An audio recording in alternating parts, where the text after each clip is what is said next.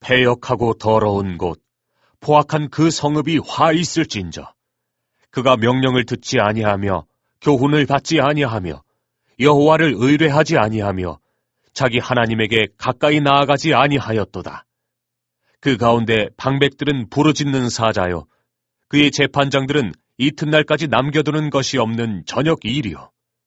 그의 선지자들은 경솔하고 간사한 사람들이요, 그의 제사장들은 성소를 더럽히고 율법을 범하였도다.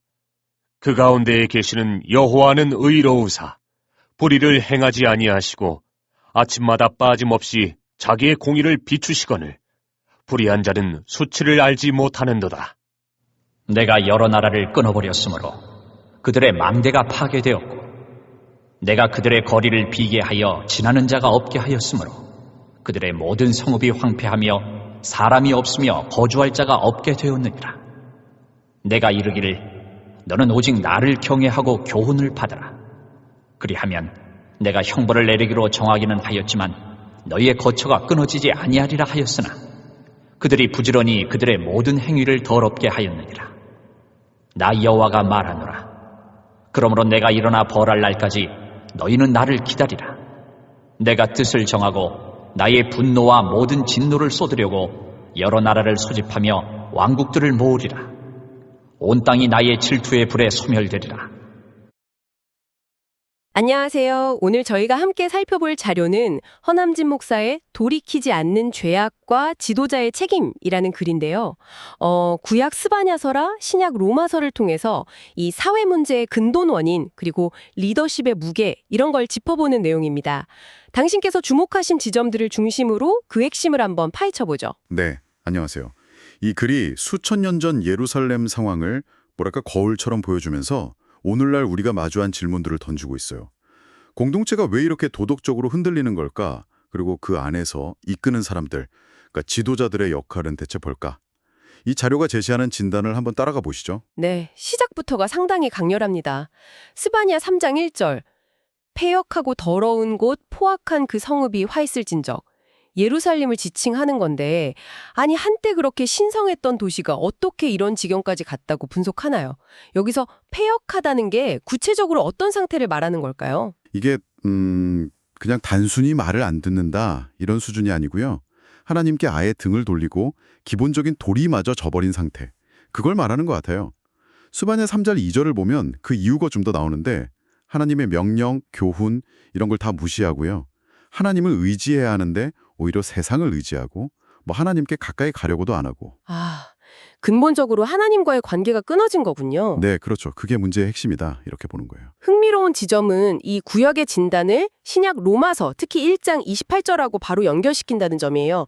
또한 그들이 마음에 하나님 두기를 싫어하매 하나님께서 그들을 그 상실한 마음대로 내버려 두사. 이 마음에 하나님 두기를 싫어하는 것. 이게 구체적으로 사회 문제로는 어떻게 퍼져나간다고 보는 건가요? 네, 그게 이 자료의 되게 중요한 통찰 중 하나인데요. 개인의 신앙 없음, 이게 그냥 개인 문제로 끝나는 게 아니라는 거죠. 사회 전체로 퍼지는 일종의 사회적 병리 현상으로 이어진다. 이렇게 분석해요. 사회적 병리 현상? 네.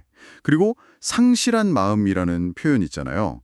이게 단순히 악한 마음이라기보다는 옳고 그름을 판단하는 기준, 그 기준 자체가 완전히 왜곡되어 버린 거예요. 그래서 죄를 죄로 인식조차 못하게 되는 상태, 그걸 의미하는 것 같아요.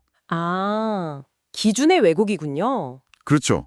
그래서 로마서 1장 29절 이하에 보면 불의, 탐욕, 분쟁, 시기 이런 죄악 목록이 21가지나 쭉 나오잖아요. 이게 전부 다 그 상실한 마음에서 비롯된 거다. 사회적인 관계 파괴의 증상들이다. 이렇게 보는 거죠. 그러니까 영적인 공백이 사회 구조 자체를 병들게 한다. 이런 분석입니다. 개인의 마음 상태도 문제지만 예루살렘 타락의 또 다른 중요한 축으로 지도자들의 부패를 지목하는군요. 스바냐 3장 3절부터 5절까지 보면 방백, 재판장, 선지자, 제사장, 그러니까 당시 사회 엘리트들이 먼저 타락했다 이렇게 지적하고 있어요. 맞습니다.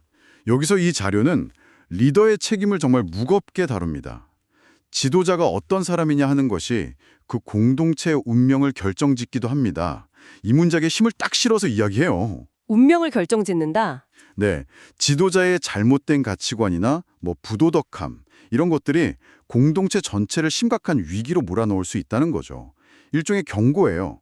그게 뭐 국가든 아니면 종교 공동체든 규모랑 상관없이 리더가 얼마나 정직한지 또 어떤 방향을 가지고 있는지 이게 너무 중요하다는 걸 강조하고 있습니다. 그렇다면 이렇게 거의 총체적인 위기 상황인데 여기에 대해서 자료가 제시하는 해법 혹은 어떤 돌파구가 있을까요? 네, 근본적인 해결책은 결국 하나로 모아지는 것 같습니다.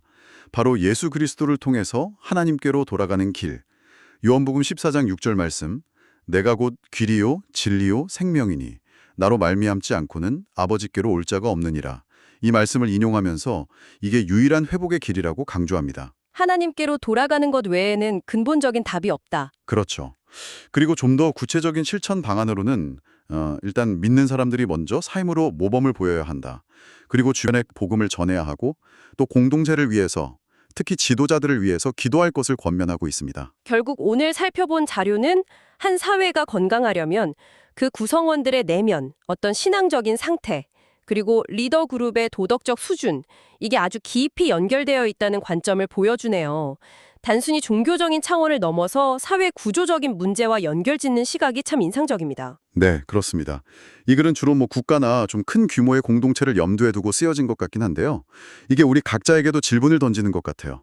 당신이 속한 좀 더 작은 단위들 있잖아요. 가정이라든지 직장, 아니면 친구들 모임 같은 그런 곳에서의 리더십 혹은 영향력에는 이 원칙들이 어떻게 적용될 수 있을까? 그 안에서 당신의 역할과 책임은 또 무엇일지 한번 잠시 생각해 보는 것도 꽤 의미 있는 시간이 될 것 같습니다.